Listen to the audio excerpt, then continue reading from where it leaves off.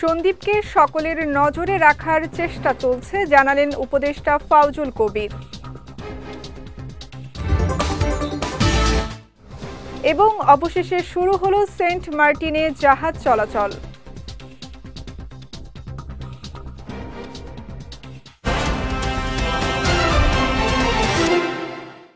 আসসালামু আলাইকুম, চট্টগ্রাম সংবাদে আমন্ত্রণ জানাচ্ছি। আমি সঙ্গীতা শাহ। শুনছিলেন শিরোনাম, এবারে বিস্তারিত। সন্দ্বীপ বিচ্ছিন্ন দ্বীপ হওয়ায় দীর্ঘদিন ধরে প্রশাসনের ঊর্ধ্বতন কর্মকর্তাদের নজরের বাইরে ছিল বলে মন্তব্য করেছেন সড়ক পরিবহন, বিদ্যুৎ ও রেলপথ মন্ত্রণালয়ের উপদেষ্টা মোহাম্মদ ফাউজুল কবির খান। গতকাল রহমতপুর ব্লক বেড়িবাঁধ ও গুপ্তছড়া সড়কের চলমান উন্নয়ন কাজ পরিদর্শন শেষে সন্দ্বীপ উপজেলা পরিষদ সভাকক্ষে আয়োজিত মত বিনিময় সভায় তিনি এই মন্তব্য করেন। উপদেষ্টা বলেন, এখন থেকে সবার নজর যেন সন্দ্বীপের দিকে থাকে সে চেষ্টা করা হচ্ছে। সভায় সড়ক পরিবহন ও সেতু মন্ত্রণালয়ের সচিব আমিনুল্লাহ নুরি, চট্টগ্রাম জেলা পুলিশ সুপার, পানি উন্নয়ন বোর্ড, বিআইডব্লিউটিএ সহ সরকারের বিভিন্ন দপ্তরের ঊর্ধ্বতন কর্মকর্তারা উপস্থিত ছিলেন। এ সময় স্থানীয়রা উপদেষ্টার কাছে সন্দ্বীপের সীমানা জটিলতা নিরসন সহ বিভিন্ন সমস্যার কথা তুলে ধরেন। দীর্ঘ অপেক্ষার অবসান ঘটিয়ে অবশেষে কক্সবাজার থেকে সেন্ট মার্টিনে জাহাজ চলাচল শুরু হয়েছে। দ্বীপটিতে আজ থেকে শুরু হয়েছে পর্যটকদের রাত্রি যাপনের সুযোগ। সকালে কক্সবাজার শহরের নুনিয়ারছড়ার বিআইডব্লিউটিএ ঘাট থেকে 3টি জাহাজ প্রবাল দ্বীপের উদ্দেশ্যে যাত্রা করে। চলতি মৌসুমে কক্সবাজার সেন্ট মার্টিন রুটে প্রথম এ যাত্রায় রয়েছেন 1106 জন পর্যটক। আগামী 31 জানুয়ারি পর্যন্ত টানা 2 মাস পর্যটকরা প্রবাল দ্বীপটিতে ভ্রমণ করতে পারবেন। এদিকে দৈনিক 2000-এর বেশি পর্যটক সেন্ট মার্টিনে যেতে পারবেন না বলে জানিয়েছেন কক্সবাজারের অতিরিক্ত জেলা ম্যাজিস্ট্রেট শাহিদুল আলম। এছাড়া সেন্ট মার্টিনের জীববৈচিত্র্য রক্ষায় সরকারের 12টি নির্দেশনা মেনে চলার বিষয়ে পর্যটকদের সচেতন করতে জেলা প্রশাসন ও পরিবেশ অধিদপ্তর কাজ করছে বলেও জানান তিনি। অন্যদিকে ট্যুরিস্ট পুলিশের কক্সবাজার রিজিয়নের প্রধান অতিরিক্ত ডিআইজি আপেল মাহমুদ বলেন, পর্যটকদের সেন্ট মার্টিন যাত্রা নির্বিঘ্ন করতে পুলিশের সার্বক্ষণিক তৎপরতা অব্যাহত রয়েছে। চট্টগ্রামের বাঁশখালী থানার চাঞ্চল্যকর অটো রিকশা চালক মামুনুর রশিদ হত্যা মামলার পলাতক আসামি মোহাম্মদ নাসিরকে গ্রেফতার করেছে র্যাব। সকালে এক সংবাদ বিজ্ঞপ্তিতে তথ্য নিশ্চিত করেন র্যাব 7 চট্টগ্রামের সিনিয়র সহকারী পরিচালক ARM মোজাফফর হোসেন। জানান, গোপন সংবাদের ভিত্তিতে জেলার বাঁশখালী থানার বাণীগ্রাম ব্রাহ্মণপাড়া এলাকায় অভিযান চালিয়ে মোহাম্মদ নাসিরকে গ্রেফতার করা হয়। এর আগে গত 2 নভেম্বর উপজেলার একটি পরিত্যক্ত ভবন থেকে অটোরিকশার চালক মামুনের মরদেহ উদ্ধার করে পুলিশ। পরে নিহতের স্ত্রী বাদী হয়ে 5 জনকে আসামি করে একটি হত্যা মামলা দায়ের করেন। এরই জেরে অভিযান চালিয়ে নাসিরকে গ্রেফতার করা হয়। পরে তাকে সংশ্লিষ্ট থানায় হস্তান্তর করা হয়। বঙ্গোপসাগরে সফল ক্ষেপণাস্ত্র উৎক্ষেপণের মধ্য দিয়ে বাংলাদেশ নৌবাহিনীর বাৎসরিক সমুদ্র মহড়া সমাপ্ত হয়েছে। গতকাল নৌবাহিনী প্রধান অ্যাডমিরাল এম নাজমুল হাসানের আমন্ত্রণে অন্তর্বর্তী সরকারের স্বরাষ্ট্র, আইন, বন ও জলবায়ু পরিবর্তন মন্ত্রণালয় এবং গৃহায়ন ও গণপূর্ত মন্ত্রণালয়ের উপদেষ্টারা বিশেষ অতিথি হিসেবে বানৌজা খালিদ বিন ওয়ালিদ থেকে সমাপনী দিবসের মহড়াসমূহ প্রত্যক্ষ করেন। এছাড়াও এই মহড়ায় নৌবাহিনীর অন্যান্য উচ্চপদস্থ সামরিক কর্মকর্তারা উপস্থিত ছিলেন। দীর্ঘ 5 দিন ব্যাপী আয়োজিত এই মহড়ায় বাংলাদেশ নৌবাহিনীর frigate, corvette, OPV, mine sweeper, petrol craft, missile boat সহ বিভিন্ন জাহাজ এবং মেরিটাইম পেট্রোল এয়ারক্রাফট, হেলিকপ্টার এবং বিশেষায়িত ফোর্স সোয়ার্ডস অংশগ্রহণ করে। নগরবাসীর স্বাস্থ্য সুরক্ষা নিশ্চিতকরণ ও ডেঙ্গু, চিকুনগুনিয়া প্রতিরোধে আধুনিক প্রযুক্তির মাধ্যমে মশক নিধনে নতুন উদ্যোগ নিয়েছে চট্টগ্রাম সিটি কর্পোরেশন। নগরীর বিভিন্ন ওয়ার্ডে মশা নিয়ন্ত্রণের লক্ষ্যে আমেরিকান প্রযুক্তির লার্ভিসাইড বিটিআই ব্যবহার শুরু করেছে প্রতিষ্ঠানটি। এই কীটনাশকের সঠিক প্রয়োগ নিশ্চিত করতে চসিক সম্মেলন কক্ষে 2 দিনব্যাপী তাত্ত্বিক ও ব্যবহারিক প্রশিক্ষণ আয়োজন করা হয়েছে। এতে অংশ নেন চসিকের 56 জন সুপারভাইজার ও স্প্রেম্যান। প্রশিক্ষণে মশার জীবনচক্র, স্থানীয় প্রজাতির বৈশিষ্ট্য, প্রজনন স্থল শনাক্তকরণ, কীটনাশক প্রয়োগের পূর্ব পরবর্তী জরিপ পদ্ধতি এবং মাঠ পর্যায়ে তথ্য সংগ্রহের কৌশল সহ বিভিন্ন বিষয়ে বিস্তারিত আলোচনা করা হয়।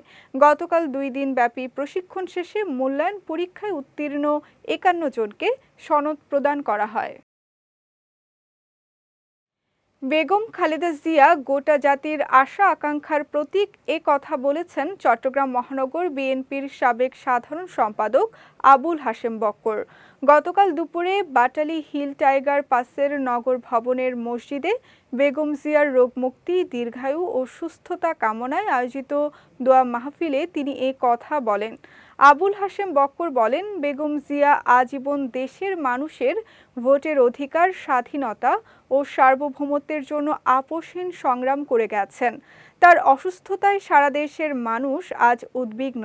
চসিক মেয়র ডাক্তার শাহাদাত হোসেনের উদ্যোগে আয়োজিত মাহফিলে চট্টগ্রাম মহানগর বিএনপির যুগ্ম আহ্বায়ক শফিকুর রহমান স্বপন, ইয়াসিন চৌধুরী লিটন, আহ্বায়ক কমিটির সদস্য মোহাম্মদ কামরুল ইসলাম, মোশাররফ হোসেন ঢিপটি, সাবেক কাউন্সিলর মাহবুব আলম সহ অন্যান্য নেতা কর্মীরা উপস্থিত ছিলেন।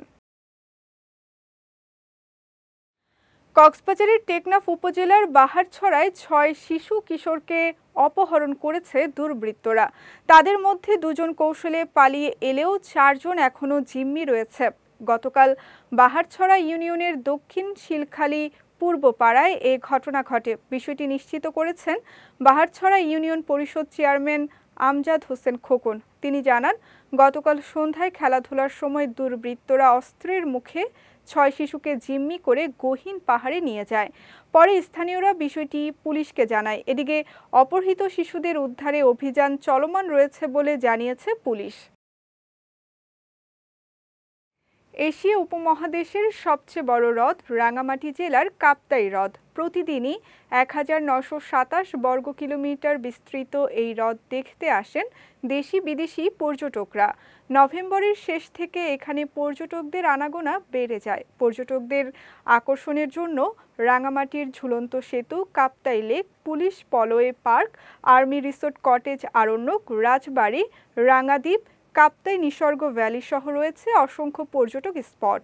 পর্যটন শিল্পের সঙ্গে সংশ্লিষ্টরা আশা করছেন এবারের মৌসুমে রাঙামাটিতে 6 থেকে 7 লাখ পর্যটকের আগমন ঘটবে। জাতীয় রাজস্ব বোর্ডের নতুন NEIR নীতি সংশোধন সহ কয়েক দফা দাবিতে ঢাকা সহ সারা দেশে মোবাইল ফোনের দোকান বন্ধ রাখার ঘোষণা দিয়েছে মোবাইল বিজনেস কমিউনিটি বাংলাদেশ। রোববার এই কর্মসূচির অংশ হিসেবে চট্টগ্রাম মেট্রোপলিটন মোবাইল ব্যবসায়ী সমিতিও ধর্মঘট পালন করে। এ উপলক্ষে গতকাল সকাল 10টা থেকে চট্টগ্রামের Finlay market, Sanmar ocean city, বালি আর্কেড, রিয়াজউদ্দিন বাজার সহ বিভিন্ন স্থানে মোবাইল ফোনের দোকান বন্ধ ছিল। একই সময় দেশের সব বিভাগীয় ও জেলা শহরের ব্যবসায়ীরাও রাস্তায় নেমে বিক্ষোভ ও প্রতিবাদ জানায়। এদিকে বিক্ষোভের জেরে বাংলাদেশ টেলিযোগাযোগ নিয়ন্ত্রণ কমিশন BTRC আগামী 16 ডিসেম্বর থেকে NEIR কার্যকর করার প্রস্তুতি নিয়েছে।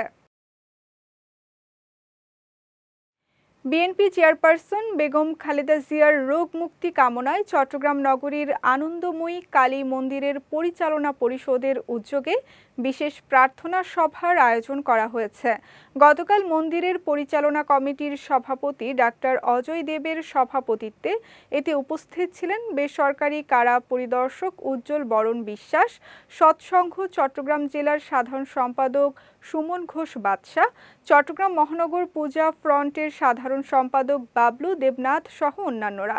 এ সময় তারা বেগম খালেদা জিয়ার সুস্থতা কামনা করে বিশেষ প্রার্থনা করেন। বিএনপি চেয়ারপারসন বেগম খালেদা জিয়ার রোগমুক্তি কামনায় চট্টগ্রাম বিভাগীয় শ্রমিক দলের সহ সাধারণ সম্পাদক মোহাম্মদ ইব্রাহিম ফরাজির নেতৃত্বে দোয়া মাহফিল অনুষ্ঠিত হয়েছে। গতকাল বিকেলে বন্দর থানা এলাকায় এ মাহফিলের আয়োজন করা হয়। মোহাম্মদ ইব্রাহিম ফরাজির সভাপতিত্বে এতে প্রধান অতিথি ছিলেন চট্টগ্রাম বিভাগীয় শ্রমিক দলের সাধারণ সম্পাদক কাজী শেখ নুরুল্লাহ বাহার, যুগ্ম সম্পাদক মোহাম্মদ হারুন, মোহাম্মদ কপিল উদ্দিন সহ অনেকে। এ সময় শেখ হাসিনা বেগম জিয়াকে বিনা চিকিৎসায় ধীরে ধীরে মৃত্যুর মুখে ঠেলে দিয়েছে বলে অভিযোগ করেন। চট্টগ্রাম বিভাগে এইচএসসি পরীক্ষায় জিপিএ 5 প্রাপ্ত মেধাবী শিক্ষার্থীদের সংবর্ধনা দিয়েছে শিক্ষা ও সমাজ উন্নয়নের মুখপাত্র বিশ্ববিদ্যালয় পরিক্রমা। গতকাল বিকেলে চট্টগ্রাম জেলা শিল্পকলা একাডেমি মিলনায়তনে আয়োজিত অনুষ্ঠানে সভাপতিত্ব করেন হারুনুর রশিদ। অনুষ্ঠানে প্রধান অতিথি ছিলেন চট্টগ্রাম মহানগর বিএনপির সদস্য সচিব নাজিমুর রহমান। প্রধান বক্তা ছিলেন সাংবাদিক মোহাম্মদ নুরুল কবির। এছাড়া বিশেষ অতিথি ছিলেন মাদকদ্রব্য নিয়ন্ত্রণ অধিদপ্তরের হুমায়ুন কবির খন্দকার, ইঞ্জিনিয়ার রফিকুল ইসলাম মামুন ও এস.এম. আজিজ। অনুষ্ঠানে মাদক নির্মূলে করণীয় শীর্ষক আলোচনার পাশাপাশি মেধাবী শিক্ষার্থীদের হাতে সংবর্ধনা স্মারক তুলে দেওয়া হয়। চট্টগ্রামে কায়সার নীলুফার কলেজের হিসাব বিভাগের সহকারী অধ্যাপক দেবপ্রিয় চক্রবর্তীর বিদায় সংবর্ধনা অনুষ্ঠিত হয়েছে। গতকাল কলেজের ভারপ্রাপ্ত অধ্যক্ষ সৈয়দা সারওয়াত জাহানের সভাপতিত্বে আয়োজিত অনুষ্ঠানে বক্তব্য রাখেন কলেজের গভর্নিং বডির সদস্য মোহাম্মদ আলী, চসিক কলেজ শিক্ষক সমিতির সভাপতি অধ্যক্ষ মোহাম্মদ আবু তালেব বেলাল, কলেজের প্রাক্তন অধ্যক্ষ শেখ মোহাম্মদ ওমর ফারুক সহ অন্যান্যরা। বিদায় সংবর্ধনায় বক্তারা দেবপ্রিয় চক্রবর্তীর কর্মজীবনের দক্ষতা, কর্মনিষ্ঠা এবং মেধার ভূয়সী প্রশংসা করেন। পরে শিক্ষার্থীদের পরিবেশনায় সাংস্কৃতিক অনুষ্ঠানের আয়োজন করা হয়। চট্টগ্রাম সংবাদ শেষ করার আগে শিরোনামগুলো দেখে নিচ্ছি আরও একবার।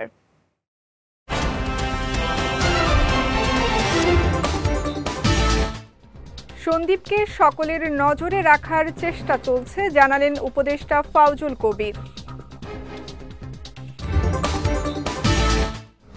এবং অবশেষে শুরু হলো সেন্ট মার্টিনে জাহাজ চলাচল।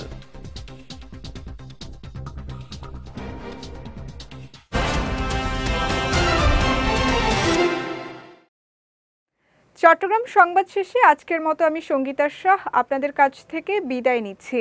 রাত 9টায় আমাদের পরবর্তী বিজয় রাতের সংবাদ দেখার আমন্ত্রণ রইল। এছাড়াও আজকের চট্টগ্রাম সংবাদের ভিডিও দেখতে পারেন আমাদের ইউটিউব এবং ফেসবুক পেজে। আমাদের ইউটিউব হলো youtube.com/bijotv-official এবং আমাদের ফেসবুক পেজ হলো facebook.com/bijotv limited। এতক্ষণ সঙ্গে থাকার জন্য ধন্যবাদ সবাইকে।